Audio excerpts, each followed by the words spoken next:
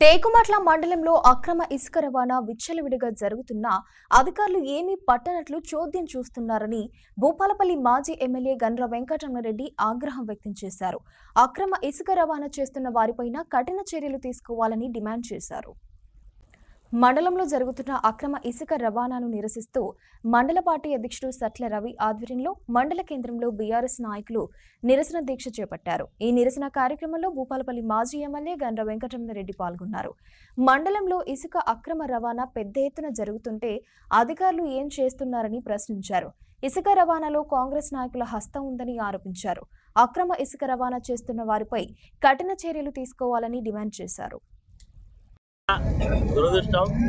ఎందుకంటే చాలా సంవత్సరాల నుంచి ఏర్పడేటువంటి ఇసుక ఇది భూగర్భ జలాలు పెరగడానికి ఎంతో ఉపయోగపడేటువంటి ఇసుక ఈరోజు ఇక్కడ నుంచి వరంగల్కు, హైదరాబాద్కు, ఎక్కడెక్కడికో ఇక్కడ నుంచి తరలిపోతా ఉన్నది. అది కూడా ఇల్లీగల్గా తీసుకెళ్తా ఉన్నారు. కాబట్టి దీన్ని కంట్రోల్ చేయాల్సిన బాధ్యత పోలీస్ యంత్రాంగం, రెవెన్యూ అధికారుల పైన, జిల్లా యంత్రాంగం పైన ఉంది. కాబట్టి చూస్తూ చూడకుండా, చూస్తే చూడనట్టు విడిచిపెట్టడం కాకుండా కఠినమైనటువంటి చర్యలు తీసుకోవాలి.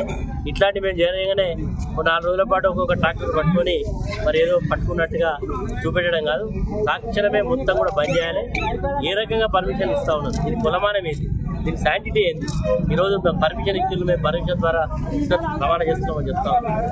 కాబట్టి ఈరోజు ఒక పద్ధతి ప్రకారం మరి ఇక్కడ సంపదనంతా కూడా దోసుకుంటా ఉన్నారు. కాబట్టి దీన్ని తక్షణమే కంట్రోల్ చేయాలని పూర్తిగా మరి ఇసుక అక్రమ రవాణా అడ్డుకోవాలని చెప్పి డిమాండ్ చేస్తారు.